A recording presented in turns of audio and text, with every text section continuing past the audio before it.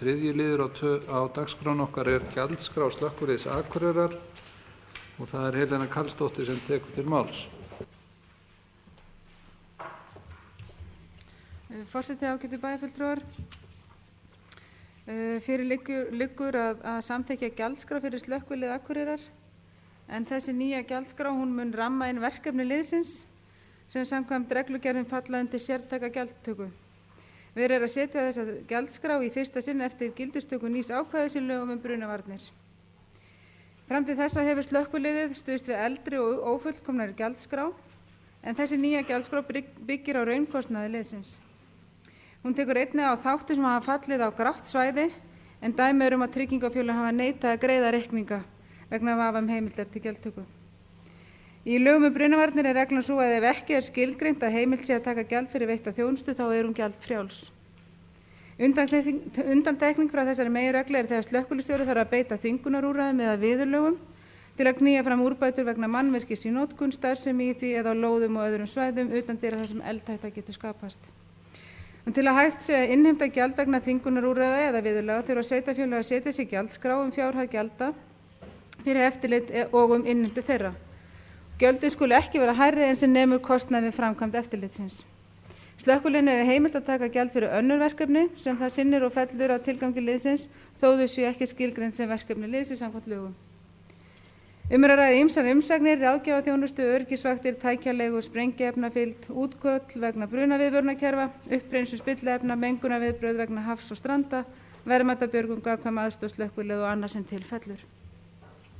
Kannski það sem skiptir mestu máli í gjaldskránni, það að gjaldið tekið í samræmi við þann kostnað sem stofnunin verður fyrir og gjaldið ákvarðað á grundvelli vinnuframlags starfsmanna þegar útkall að ræða og að lágmarki innheimt fyrir 4 klukkutíma. Og fast tímagjald fyrir klukkustund útseldra vinnu hvers starfsmanns 6.456. Þessi gjöld, samkvæmt gjaldskránni, þau renna til samfélags- og forvarnaverkefna á vegum slökkviliðsins og það er ekki verið að gera slökkviliðinu kleift að nýta nýja tekjulindir, heldur eins og kom fram þetta einungis raunkostnað að ræða. En ég legg til að þessi gjaldskrá verði samþykkt. Takk. Baldvin H. Sigurðsson tekur til máls.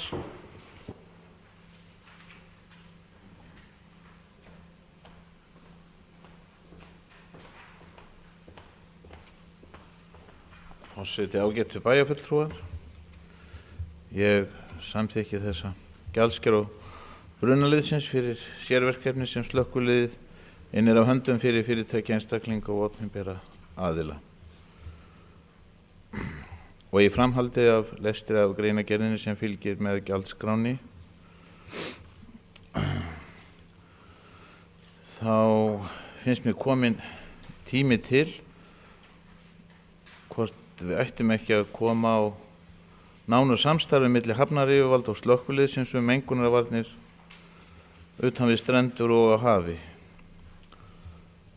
Þar sem samkvæmt lögum kemur fram að aðbúnaður slökkviliðsins sé einskorðaður við land en á ábyrgð hafnaryfirvalda verði óhapp á sjó.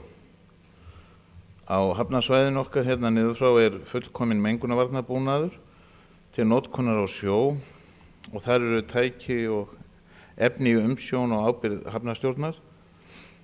Ef til óhapps kemur þá eru starfsmenn hafnarinnar tæplega í stakk búnir að takast á við stórt mengunarslys á sjó án aðstoðar og því nauðsynlegt að koma á nánu samstarfi vel þjálfaðs brunaliðs bæjarins og okkar ágætu hafnarstarfsmanna. Einnig þurftum við að koma á æfingum á sjó til að þjálfa báða þessa aðila í búnaðnum sem þarna og gæta því þá leið að búnaðurinn sé alltaf í lagi og hvort að viðhaldi hans sé nokkuð ábótavant og hvað megi bæta. Ég held að samstarf þessara aðila þurfi ekki að kalla á mikil fjárútlát og legg því til við bæjarstjórn að taka þetta mál til athugunar. Takk fyrir. Orðið laust gjaldskrá Slökkviliðs Akureyrar.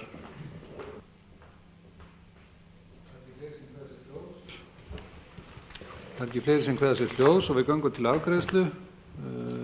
Ég ber gjaldskrána upp í einu lagi ef enginn hreyfir því mótmælum. Þeir sem staðfesta gjaldskrána gefa merki.